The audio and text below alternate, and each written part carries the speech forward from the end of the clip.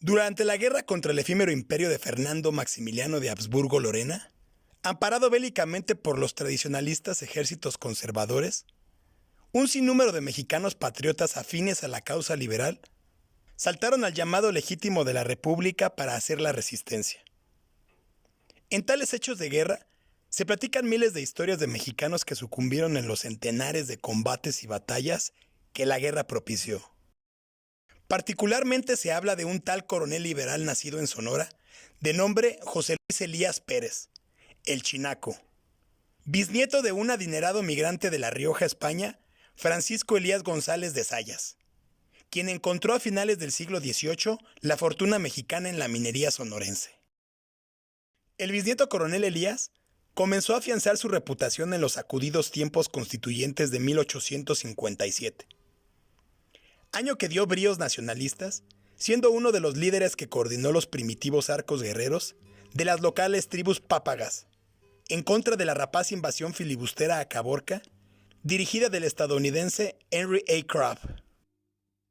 Al llegar 1865, el año más complicado para la guerra de resistencia liberal en contra del imperio y la intervención francesa, el coronel José Luis Elías súbitamente muere abatido en combate ante tropas maximiliánicas, dejando al amparo de la suerte una desventurada viuda, Bernardina Lucero, a cargo de 8 criaturas pequeñas. Pero el tatarabuelo español, aparte de minero, era terrateniente, habiendo dejado unas cuantas tierras a su decadente descendencia que no las supo administrar. De las 250,000 hectáreas que llegó a tener, a finales del siglo XIX quedaban algo así como 30,000 diseminadas entre varias familias. Doña Bernardina, como la providencia le dio modo, sacó adelante raquíticamente a los 8 chiquillos. Evidentemente el camino fue adverso. Su hijo más pequeño, Abudio, en una ocasión al suscitarse una de tantas incursiones nativas en las áreas limítrofes de Guaymas, lo pillaron los apaches y jamás se volvió a saber nada de él. Otro hijo, Rafael, cruza la frontera siendo aún adolescente subiéndose a la febril búsqueda por oro en San Francisco. Sin éxito, regresa a Baja California donde se hace minero, trabajando para un primo de la reina Victoria. Al norte de la frontera, conoció al feroz líder tribal Jerónimo de los apaches Bedocoe. Hizo una muy respetable fortuna a finales del siglo, muriendo a la longeva edad de 100 años. Su primogénito se llamó Plutarco, el cual jamás sentaría cabeza, engendrando 3 hijos con diferentes damas, de los cuales nunca se responsabilizó. No era tonto, pero sí sumamente irresponsable, balagardo y le gustaba mucho el frasco.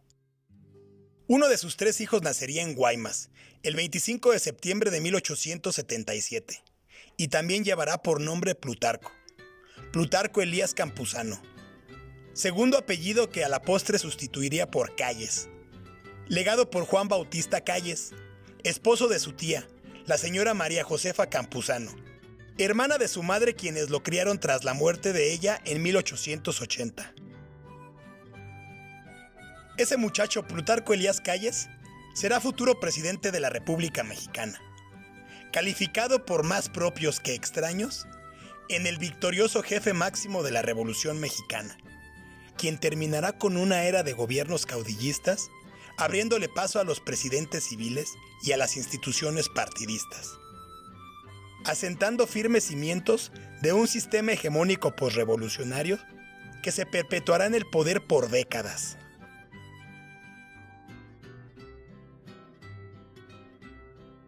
Si lo tildamos desde una óptica clasista, la cual es muy usual en esta nación, Plutarco Elías Calles proviene de un linaje privilegiadamente suntuoso y étnico.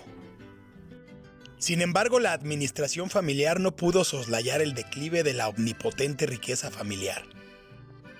Aún así, las familias conservaron una cantidad de hectáreas que los mantuvo a flote económicamente. Su padre, don Plutarco, terminó muriendo en 1917, como lamentablemente vivió, en la total enfermedad del alcoholismo, sobreviviendo en un cuarto de hotel en Agua Prieta atendido de mala gana por enfermeras que, convaleciente, le tenían que esconder los pomos de alipuz de entre sus ropas de cama. Tarde que temprano, por iniciativa de su padre adoptivo, por así nombrarlo, el abarrotero y comerciante de licores Juan Bautista, persuade al joven Plutarco de cursar la carrera magisterial haciéndose docente. Profesión innovadora de gran prestigio para la época. Se gradúa y comienza a ejercer el loable encargo en Guaymas y Hermosillo, impartiendo el 5º grado en la escuela número 1 de varones. Oficio que se le daba muy bien dadas sus facultades. Desafortunadamente, para cuando llega a la edad de 20 años, ya trae la peligrosa filia legada por su padre biológico al alcohol. Entretanto, en medio de las esferas educativas de la Sonora Occidental, conoce a Adolfo de la Huerta, originario también de Guaymas, del cual se hace buen amigo. Será otro futuro presidente de la República.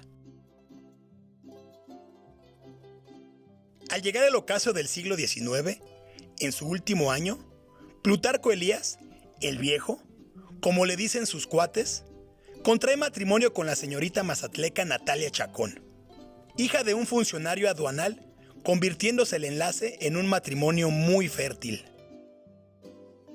Se casa solamente por lo civil. Plutarco no era creyente del poder divino.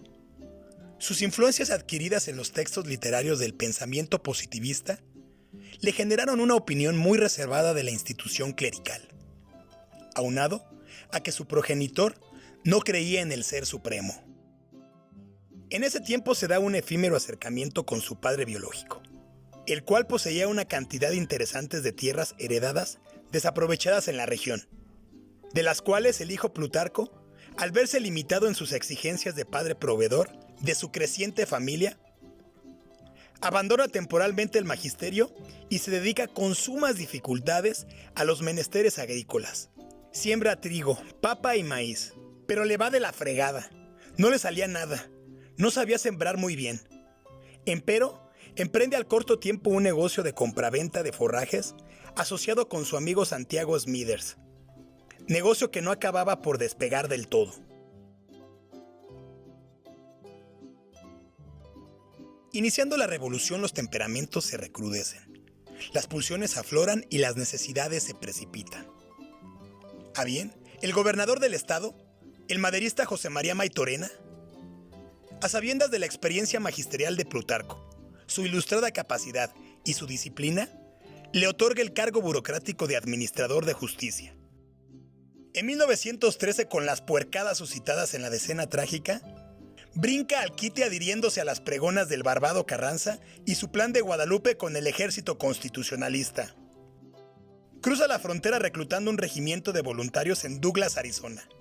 Se pone a las órdenes de la contrarrevolución en el ejército, titulado por otro sonorense, el en ese momento general de brigada Álvaro Obregón, sumando las fuerzas de Benjamín Gil, otro de sus cuates. Comienza calles asaltando Agua Prieta, haciendo la plaza para los constitucionalistas. Recompensado por don Venustiano Carranza, el 1 de diciembre el palmarés de coronel, y poquito después designado comandante militar de la plaza de Hermosillo y jefe de las fuerzas fijas de Sonora. Don Venustiano Carranza era medio chueco con sus aliados cuando se interponen sus intereses de control y poder. Carga anhelos presidenciales maquillados de una soberanía republicana influenciada por el juarismo. Una vez que el Centauro del Norte, el Gran Artillero, el León de Durango y los demás prestigiosos líderes bragados de la División del Norte aniquilaron en Zacatecas la presidencia apócrifa de Victoriano Huerta, Maytorena en Sonora rompe con Carranza a consecuencia de las maneras del Barbado, y por ende se enemistó con Calles también, pasándose el gobernador con sus tantos bravíos guerreros de las naciones yaquis y mayos a la causa villista. Con toda esta revuelta, para finales de 1914 en el estado de Sonora, acontece la sutil particularidad de la existencia de dos gobiernos estatales. Por los convencionistas, el prolífico hacendado guaymense José María Maytorena, y por los carrancistas, el egresado del Colegio Militar Romano, Benjamín Gil Pozos. El 1 de octubre de 1914, los maitorenistas pusieron cerco a la población fronteriza de Naco, Sonora, localizada al sur y dividida por delimitaciones internacionales con su homónima ciudad de Arizona. Naco se defendió en un perímetro semicircular, teniendo a las espaldas la impenetrable frontera estadounidense. Defendida por el gobernador Hill, quien ordenó al pedagogo, convertido en caudillo y futuro magistrado de la nación Plutarco Elías Calles, utilizar la topografía de la plaza para refortificar con trincheras, minas eléctricas y de contacto. Las próximas semanas se caracterizaron por pegar mucho frío y desolación en la árida región. Sin embargo, para ser francos y en honor a la verdad, de los 107 días que duró el cerco sobre Naco, no se desarrolló ninguna batalla de gran intensidad. Los choques se limitaron a esporádicos combates de mediana intensidad con ataques artillados intermitentes, donde si bien las bajas fueron notables, se especuló mucho más con la táctica sobre el asedio y la defensa. Los Estados Unidos persuadieron intereses colonialistas. Exigieron se le pusiera fin al cerco, considerando Naco como zona neutral. De esa manera los vecinos eliminarían el riesgo de acribillamiento civil de su lado de Arizona, puesto en esa parte fronteriza subdivide las naciones tan solo una llana calle. En el transcurso del armisticio, un contingente de compañías jaliscienses y purépechas de refuerzo llegan a fortalecer las líneas del coronel Elías Calles. Entre ellas, con 400 jinetes del 22º Regimiento de Caballería, irán mandados por el joven teniente coronel Lázaro Cárdenas del Río, de 19 años, el futuro presidente Tata Lázaro. Se adhieren a los callistas.